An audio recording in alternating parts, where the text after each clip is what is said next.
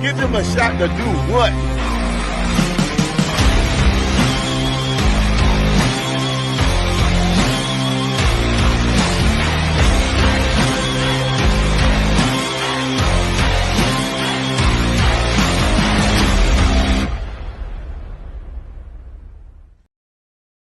Boom! Come on, baby! Second time in the last couple weeks that I'm doing this. First Camila Cardoso, then Angel Reese, then Caleb Williams, then Rome Odunze. It just keeps getting better. We are better than ever. We are in there like swimwear. Appreciate everybody tuning in. Appreciate everybody hopping into the live, man.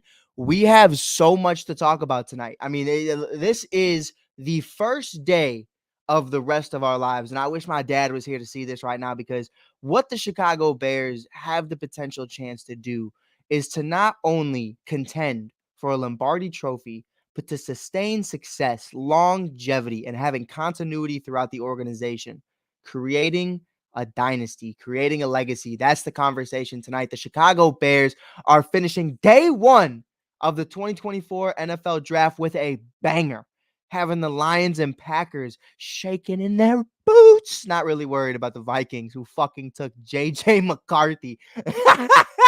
Hey, man, listen, Super Bowl on the line. If the Minnesota Vikings are trusting the guy who threw 0 completions in the second half of the game against Penn State and 10 completions in the national championship game,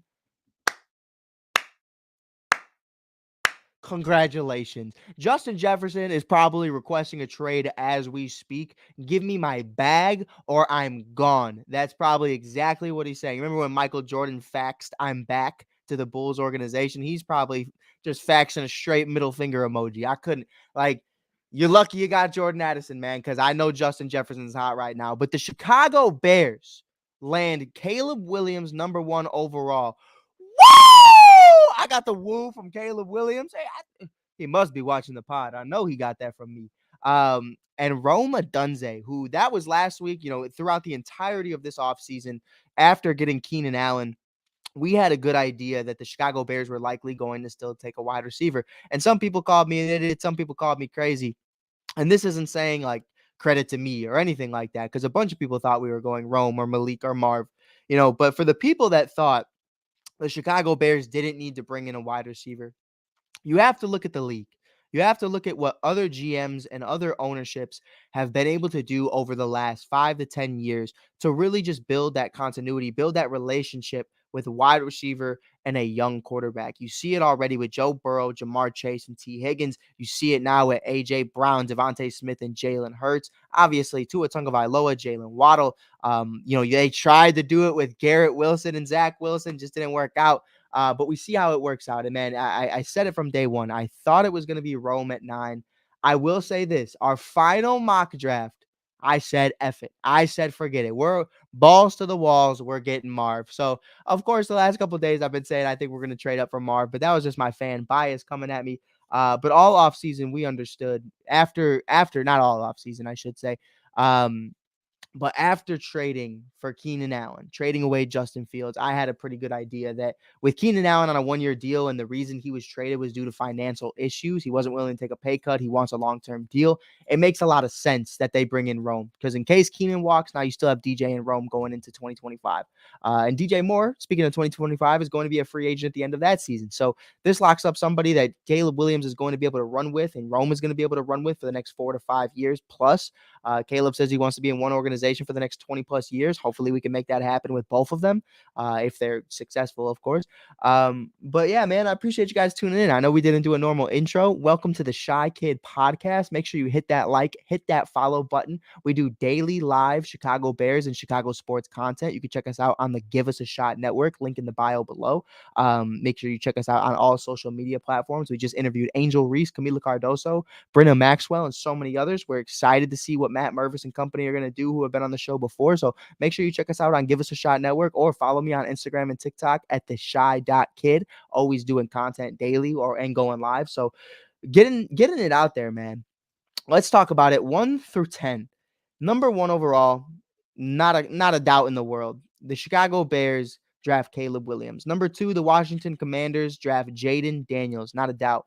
Number 3, there were a lot of questions as late as thinking that maybe the 49ers were going to trade with the New England Patriots to acquire Brandon Ayuk, which I guess could still be in the works. Don't really know. Dove reported that, and it is what it is. The Arizona Cardinals shocked the world and everybody's mock draft because everybody thought the Vikings would trade up to number 4. They take Marvin Harrison Jr.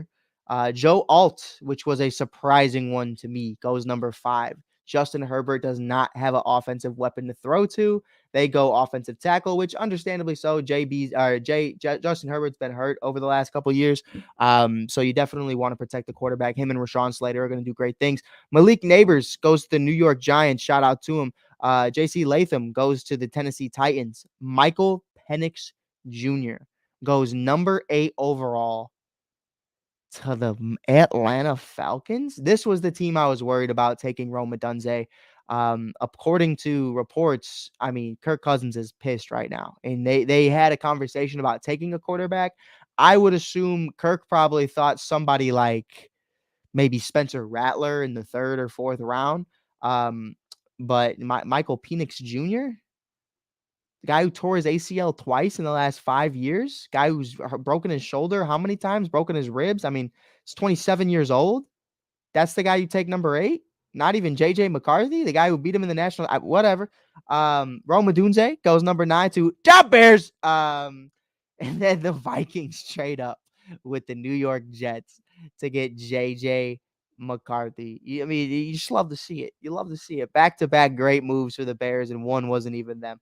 Olu Fashanu goes to the New York Jets. Bo Nix goes to the Denver Broncos. Zach Wilson and Bo Nix. Hate to see that. Brock Bowers, welcome to the Shadow Realm, brother. Las Vegas Raiders. Hate to see it. But yeah, man, overall, I loved what we saw. This was a great draft. And when you really break down what it is, the offense for the Chicago Bears under Shane Waldron is so similar now to what it was for the Seattle Seahawks. You're looking at a Kenneth Walker and obviously a solid tight end game. They kind of just went through a multitude of tight ends, a young guy and a veteran. But then when you look at the receiving core for Geno Smith and Shane Waldron, you see DK Metcalf, Tyler Lockett, and a rookie Jackson Smith-Njigba. I think that was really the definitive for me, where it's like, okay, you can replicate that if you bring in Rome. Now for the Chicago Bears, you have Cole Kmet, Gerald Everett at the tight end position. You have a plethora of options at the running back position, from Khalil Herbert to DeAndre Swift in the pass and run game to Roshan Johnson, who's just a bulldozer, a Jordan Howard-esque player.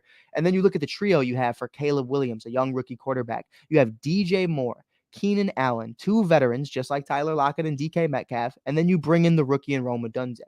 This is everything. Now, who's better, Malik, Rome, or Marv? I'm over that. It's time to work. We have what we have. I am excited what Rome was able to do in the national championship game. I'm excited to see what he was able to do in college as a whole with Michael Penix at Washington. I am ecstatic right now. This is huge for the Chicago Bears organization, and I couldn't be more happy, man. But guys, let me know in the comments. How do you feel about it? Did the draft go the way you wanted it to? Are you still mad they didn't trade back? Did you want them to trade up? If so, for who? You guys let me know below. Make sure you hit that follow button. Make sure you subscribe, man, because we're going to be covering the Bears all year long, training camp, everything. It's going to be a blast, man. And I will say this. Everyone's worried about Caleb Williams. Oh, but he was so cocky when he went across the stage. Oh, he's this, he's that. Let me tell you something right now, man. I love it. I absolutely love it. Because for me, here's where I'm at. One, you haven't taken a single snap. That's the biggest point. You have not taken a single snap, so I am not going to critique you until, one, legally you do something horrible, or two, you just look horrible on the field. Caleb Williams has been nothing but himself, and he's unapologetically done so. And I'm here for it. Walks across the stage, big old woo, Ric Flair style, man. I mean, I love it, man. Holy W. Like that, it was great. It was a blessing. And to have a personality like that in the room, a lot of people think it's cancerous, but I'll tell you what, if you played ball at any level, whether it's just playing with your boys, whether it's JUCO, whether it's collegiate, whether it's high school, whatever, pro, most quarterbacks are that way.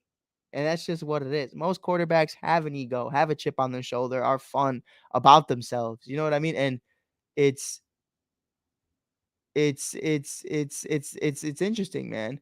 I'm really at the end of the day going to have to break down, how this can impact the Bears organization moving forward, and what kind of attraction a Caleb Williams can bring all around Chicago if he turns into the next Patrick Mahomes. And I'm super ecstatic to be able to have those conversations, to even breathe those things. Um, man, I'm hyped. I mean, I'm hyped, bro. I'm really hyped right now, and there's no way around it. Like, I can't continue to express what this meant, and like I don't talk about it a lot, man, but like my dad, bro. Like I'm wearing the Dash for Glenn hat right now. That was my dad, man. And like my whole life he raised me in this room with his jersey, and like to be so in love with an organization as long as I have, and to have him not here the last 8 years and carry on that tradition every Sunday, it means something. And when you are a part of an organization, or you love an organization that doesn't love you back, or doesn't try, it's really hard to stay loyal. But we stay loyal because of the people who taught us the game, because of people who brought us together, brought us into the Bears family.